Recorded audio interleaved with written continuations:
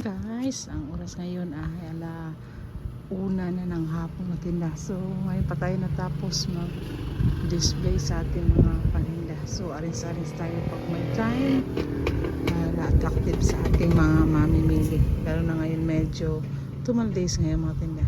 Marami tayong stocks.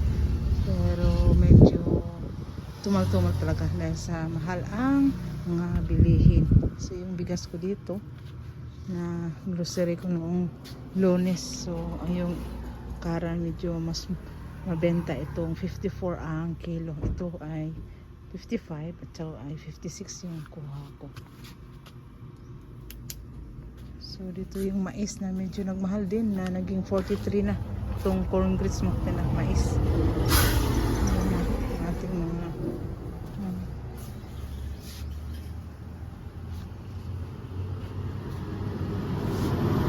ang customer ko nag-ano siya mahal daw ng bigas, lalo na itong mais na yan ang pinakababa na presyo noon, but ngayon ay naging 44 na ang kilo, sa iba ay 43, 44, sa akin dito ay 43 pa.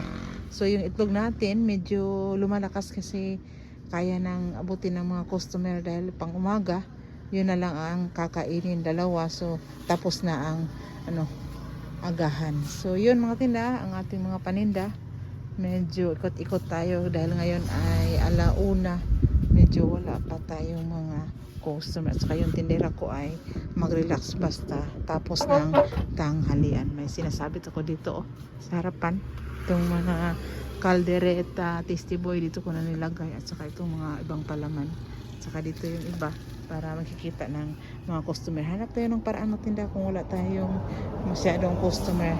So dito yung nakaripak na para madali mabigyan ng customer yun ang gaganahan nilang mamili sa ating tindahan para makaano sila dahil kaagad. So yun na ang ating update sa ating tindahan. May mga dami tayong stocks doon sa likuran. Kahapon daming ahente. Ito sa likuran ating mga stocks, ang dami. Mga cream oil tsaka bisutan luway dito na sa likuran. Mga herbis ko yan, may 3 bag pa ako, ay box. Tsaka dito naman yung mga noodles at saka mga junk foods dito nakalagay. Dami pang matinda.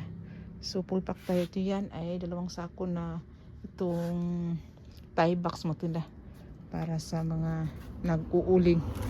Yun ang ating kalagayan ng ating tindahan. So na tayo nakasabit-sabit, full pack. Saka itong mga diaper na mga napkin pala. So ang diaper ay doon yan sa aking anak. Wala akong masyadong diaper. Yung isa-isa, tingi-tingi dito yan sa akin. So yun ang ating kalagayan ng ating yung Milo, medyo hindi pa siya masyadong nagtaas, nagsangkis yan, at saka itong twin nilagay ko na yan sa ibabaw para naman mga sikip-sikip dito sa ibabaw. Yung Kim na isang case at saka itong Sito na may mga sa school na bumibili. Ang benta ko niyan ay 115, ang kapital niyan ay 103. So yung kasamang cable na display ko na. So yun ang ating tindahan ngayon mga katinda update. Tayo katinda sa set C2 na ang kapital ay 302, not 102.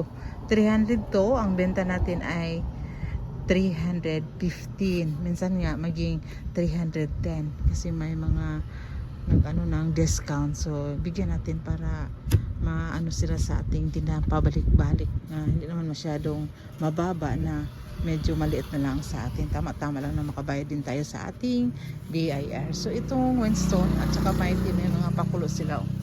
3 sticks ay 25 pesos. Saka itong Camel na buy 2 15 pesos. Winston 3 25 pesos. So yun ang mga style ng mga sigarilyo. So tayo pa ba na hindi maghanap ng paraan o diskarte para mabenta din ang ating mga paninda, hindi naman na wala na sa atin. So yun lang muna ang aking masishare mga tinda sa araw na ito. Positive lang tayo, bawal ang higa. Bye bye. Dami natin sigarilyo mga tinda. Yung Marlboro, ito pa sa akin, yung iba ito. sa pagbalik ay makabayad tayo ng almost 42,000. Yun ang bago. So yun ang nung isang linggo yun ang i-display natin para yan ang maubos. So yun lang muna. At salamat sa mga nag-subscribe sa ating channel. Bye-bye!